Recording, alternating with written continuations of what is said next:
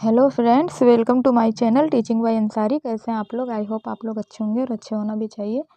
तो जो भारत के महान व्यक्ति हैं, बहुत सारे इसमें मैंने अच्छे अच्छे स्टोरीज बता चुकी हूँ। जो महान महान व्यक्ति हैं उनके बारे में, क्या उन्होंने अच्छे काम किए और क्या क्यों वो इतने महान हैं, जिससे वो एक पुस्तक ही बन गई महान व्यक्ति की। और फिर आज हम 15वां लेसन पढ़ते हैं और ये किसके बारे में है? कबीर और उनके गुरु रामानंद। तो मोस्टली एग्जाम्स में पूछा जाता है कि कबीर के गुरु कौन थे, तो रामानंद थे। तो ये पहला ही आपका एक सवाल बन जाता है कि कबीर जी के गुरु कौन थे? रामानंद थे, जो बहुत इम्पोर्टेंट सा सवाल है। अब चलिए हम शुरू करते हैं। कबीरा हरि के रूठते गुरु के सरने जाए, कह कबीर गुरु रूठते हरि नाही होत सहाय। अब ये जो दोहा लिखा हुआ है, ये किसने लिखा है? कबीर जी ने लिखा है। और क्या है दोहे में कि कबीरा हरि के रूठते गुरु के सरने जाए। मतलब इसमें क्या है? कबीर और उनके गुरु रामानंद जी के बारे में है ना, कि इनके गुरु इनके लिए कितने खास थे और इन्होंने गुरु का कितना बड़ा महत्व बताया है। इसलिए यहाँ पे है कि कबीरा हरि के रूठ थे। इनका कहना है कबीर जी के कि अगर हरि मतलब भगवान रूठ जाते हैं तो हम किसके शरण में चले जाते हैं? गुरु के शरण में चले जाते हैं। कहा कबीर गुरु रूठते हरि नाही होत सहाय। लेकिन इनका ये कहना है कि अगर हमसे गुरु रूठ जाते हैं, हमारे गुरु अगर हमसे रूठ जाते हैं, तो फिर हम ईश्वर के भी शरण में नहीं जा सकते और वो भी हमारी नहीं सुनते हैं। तो अब यहाँ से आप अंदाज़ा लगा सकते हैं कि गुरु का कितना महत्व होता है, उस्ताद का, या फिर जिससे भी आप कुछ सीखते हैं। तो हिंदू मुसलमान ब्राह्मण धनी निर्धन सबका वही एक प्रभु है। इनका कहना था कि हिंदू हो, मुस्लिम हो, ब्राह्मण हो, धनी हो, निर्धन हो, सबका क्या है? एक ही ईश्वर है। सभी की बनावट में एक जैसी हवा, खून पानी का प्रयोग हुआ है। भूख प्यास सर्दी गर्मी नींद सभी की ज़रूरतें एक जैसी हैं। सूरज प्रकाश और गर्मी सभी को देता है। वर्षा का पानी सभी के लिए है, हवा सभी के लिए है। सभी एक ही आसमान के नीचे रहते हैं। इस तरह जब सभी को बनाने वाला ईश्वर किसी के साथ भेदभाव नहीं करता, तो फिर मनुष्य मनुष्य के बीच ऊंच नीच, धनी निर्धन, छुआछूत का भेदभाव क्यों है? और जाहिर सी बात है, जब अल्लाह ने सबको एक जैसा खून दिया, एक जैसे मिट्टी से बनाया, तो फिर इंसान इस तरह से किसी के साथ भेदभाव क्यों करता है? ऐसे ही कुछ प्रश्न कबीर के मन में उठते थे, जिनके आधार पर उन्होंने मानव मात्र को सही मार्ग पर चलने की प्रेरणा दी। कबीर ने अपने उपदेशों के द्वारा समाज में फैली बुराइयों का कड़ा विरोध किया और आदर्श समाज की स्थापना पर बल दिया। जो भी बुराइयां फैली हुई थी उनके टाइम में, इन्होंने उसको हटाने का बहुत ही प्रयास किया और है ना, जो अपना उपदेश दिए और बुराइयों को दूर करने के लिए कोशिश किया। माना जाता है कि उनका जन्म 1398 ईस्वी में काशी में हुआ था। ऐसा माना जाता है, कुछ मतलब एकदम से एग्जैक्ट नहीं है, लेकिन माना जाता है कि 1398 ईस्वी में कहाँ पे? काशी यानी कि वाराणसी में उनका जन्म हुआ था। कबीर का पालन पोषण नीरू और नीमा नामक दंपत्ति ने किया। और उनका पालन पोषण किसने किया? एक नीरू और नीमा नाम के दो दंपत्ति थे, यानी पति पत्नी थे। उन्होंने इनका पालन पोषण किया और इनका देख रेख किया। इनका विवाह लोई नाम की कन्या से हुआ, जिससे एक पुत्र कमाल तथा पुत्री कमाली का जन्म हुआ। और फिर फाइनली इनकी शादी हो गई। और शादी किससे हुई? जिसका नाम क्या था? लोई नाम था। लोई नाम की लड़की से इनकी शादी हुई और फिर इनके एक पुत्र हुआ और एक पुत्री हुई। पुत्र का नाम कमाल और पुत्री का नाम कमाली था। कबीर ने अपने पैतृक व्यवसाय, यानी कि जो इनके फादर पेरेंट्स करते रहे होंगे, जो दंपति जीवन जोड़े ने इनको पाला पोसा, वो क्या काम करते रहे होंगे? जो काम करते रहे होंगे वही काम इन्होंने भी किए, यानी कि कपड़ा बुनने का काम जो जुलाहे लोग करते हैं, में हाथ बटाना शुरू किया। धार्मिक प्रवृत्तियों के कारण कबीर रामानंद के शिष्य बन गए और जो उनके गुरु थे, फाइनली उनके गुरु जो मिले जिससे उन्होंने कुछ सीखा, वो कौन थे? रामानंद जी थे। कबीर पढ़े लिखे नहीं थे, इसलिए उनका ज्ञान पुस्तकीय या शास्त्रीय नहीं था। अपने जीवन में उन्होंने जो अनुभव किया, जो साधना से पाया, वही उनका अपना ज्ञान था। जो भी ज्ञानी विद्वान उनके संपर्क में आते, उनसे वो कहा करते थे, तू कहता कागज की लेखी, मैं कहता आँखों की देखी। वो इतने ज़्यादा पढ़े लिखे नहीं थे कबीर जी, लेकिन जब भी उनके पास कोई पढ़ा लिखा आता, कोई बातें बताता, तो वो कहते कि आप तो कागज़ में लिखी हुई चीज़ों को बता रहे हैं और मैंने वो चीज़ बता रहा हूँ जो मैंने आँखों से देखा है। जैसे कि कैसे बुराइयाँ फैल रही हैं, क्यों फैल रही हैं, क्यों भेदभाव किया जा रहा है। तो ये सब उनके दिमाग में आते थे और इसको दूर करने का वो उपाय हमेशा सोचते थे। तो वो क्या कहते कि तू कहता कागज़ की लिखी, मैं कहता आँखों की देखी, है ना? तुम तो कागज़ पे लिखे की बात करते हो। तो सैकड़ों पोथियों यानी कि पुस्तकों के पढ़ने के बजाय वे प्रेम का 2.5 अक्षर पढ़कर स्वयं को धन्य समझते। कबीर को आडंबर, दिखावा और पाखंड से बड़ा चिढ़ था, है ना? उनको दिखावे वाला जीवन बिल्कुल भी पसंद नहीं था। मौलवियों और पंडितों के कर्मकांड उनको पसंद नहीं थे, है ना? उनको जैसे कि ये करो तो ऐसा होगा, वो करो तो ऐसा होगा, तो इनको ये सब दिखावे वाला चीज़ नहीं पसंद था कि जो उसमें विश्वास रखे फालतू चीज़ों में। वो उनका यही कहना था कि सही कर रहा हो और जो सही करेगा उसके साथ सही होगा। मस्जिदों में नमाज़ पढ़ना, मंदिरों में माला जपना, तिलक लगाना, मूर्ति पूजा करना, रोज़ा या उपवास रखना आदि को कबीर आडंबर समझते थे। अच्छा, उनका ये भी समझना था कि ये सब भी फालतू की चीज़ें हैं, मतलब वो किसी भी धर्म में शायद विश्वास नहीं करते थे। कबीर सादगी से रहना, सादा भोजन करना पसंद करते थे। बनावट उन्हें अच्छी नहीं लगती थी। अपने आसपास के समाज को वे आडंबरों से मुक्त बनाना चाहते थे, है ना? वो चाहते थे कि ये सब फालतू चीज़ों में कोई किसी की उपासना ना करे, कोई ये कि हम ऐसा करोगे तो ये मिलेगा, तो उनका ये सब बिल्कुल मानना नहीं था, है ना? साधु संतों के साथ कबीर इधर-उधर घूमने जाते रहते थे, इसलिए उनकी भाषा में अनेक स्थानों की बोलियों को शब्द आ गए।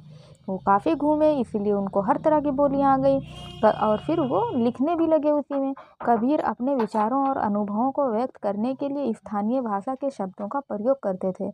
कबीर की भाषा को साधुकड़ी भी कहा जाता है। अब ये भी बहुत ज़्यादा इम्पोर्टेंट है कि कबीर की भाषा कैसी है। उनकी भाषा साधुकड़ी है।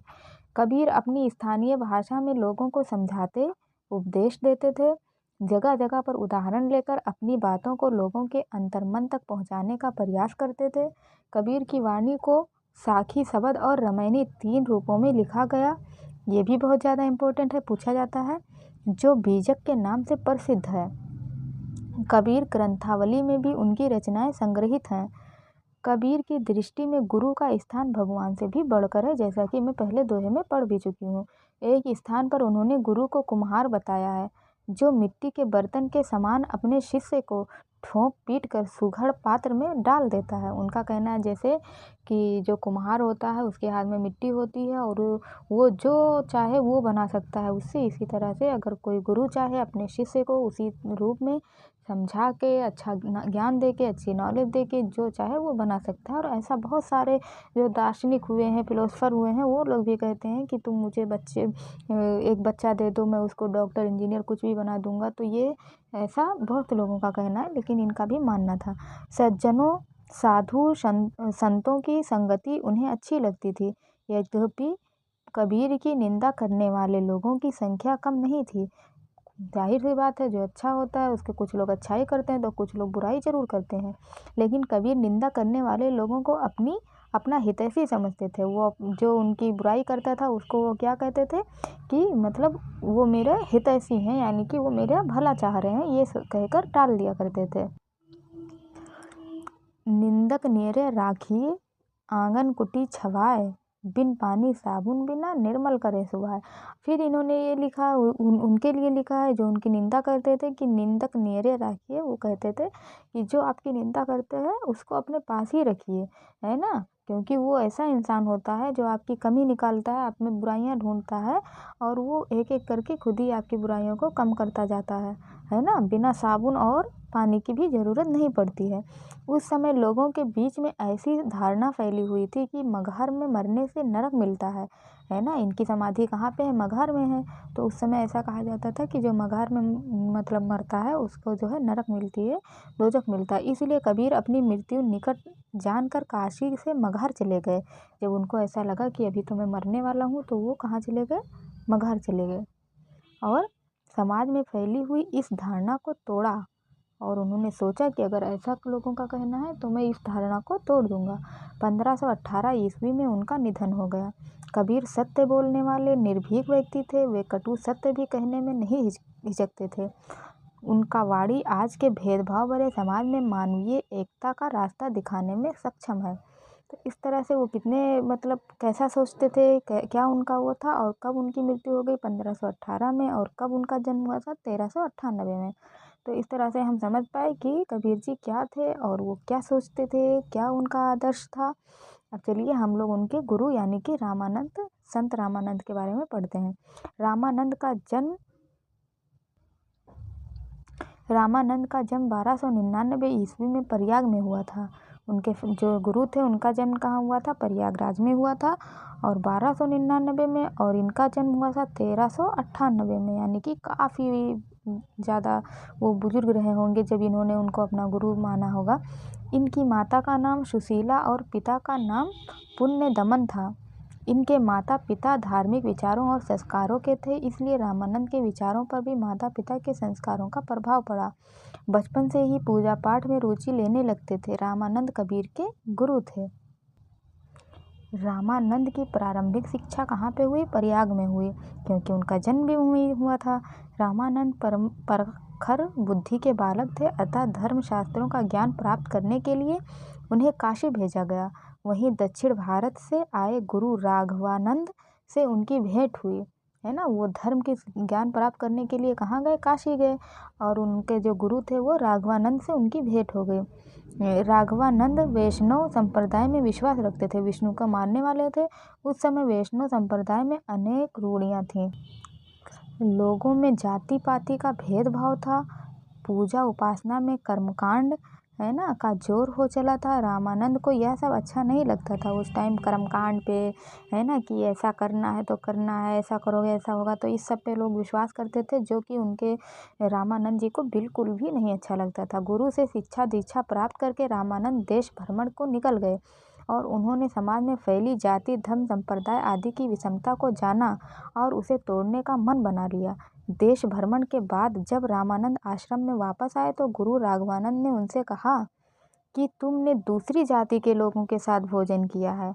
बताओ, उनके गुरु ने इनसे ऐसा कहा, इसलिए तुम हमारे आश्रम में नहीं रह सकते। कहते हैं कि तुम इतना गए, पता नहीं, मतलब दूसरे दूसरे देश में हर जगह का भ्रमण किए, घूमे, और चाहे जिस जाति का कोई रहा हो उनके साथ में खाया, उनके साथ में पिया, तो अब जो है मैं तुमसे कोई वो नहीं रखना चाहता हूँ।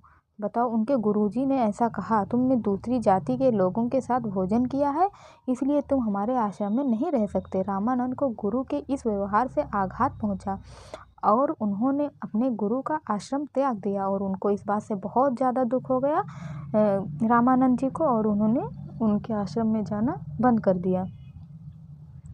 रामानंद के मन में समाज में फैली ऊंच नीच, छुआछूत, जाति पाति की भावना को दूर करने का दृढ़ संकल्प था। उनका विचार था कि यदि समाज में इस तरह की भावनाएं रहीं तो सामाजिक विकास नहीं हो सकता। जाहिर सी बात है कि अगर ऐसा ही रहेगा तो कैसे कोई समाज डेवलप हो पाएगा। उन्होंने एक दिन एक नए मार्ग और नए दर्शन की शुरुआत की, जिसे भक्ति मार्ग की संज्ञा दी गई। उन्होंने इस मार्ग को अधिक उदार और समतामूलक बनाया और भक्ति के द्वार धनी निर्धन नारी पुरुष अछूत ब्राह्मण सबके लिए खोल दिए। और उनका ये कहना था कि कोई भी यहाँ पे आ सकता है और कोई भी सभी के लिए खुला रहेगा। धीरे धीरे भक्ति मार्ग का प्रचार प्रसार इतना बढ़ गया कि डॉक्टर गिरियर्सन ने इसे बौद्ध धर्म के आंदोलन से बढ़कर बताया। काफ़ी प्रचार प्रसार हुआ और लोग इसके बढ़ गए मानने वाले। रामानंद के 12 प्रमुख शिष्य थे, जिनमें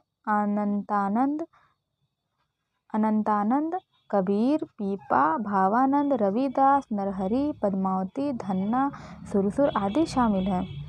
इस तरह से उन 12 जो उनके प्रमुख शिष्य थे उनमें कबीर जी का भी नाम आता है।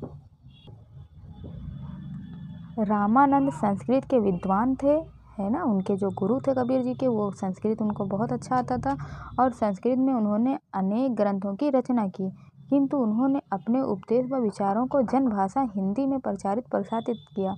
लेकिन जब उन्होंने उपदेश दिया वो किस भाषा में दिया, हिंदी में दिया।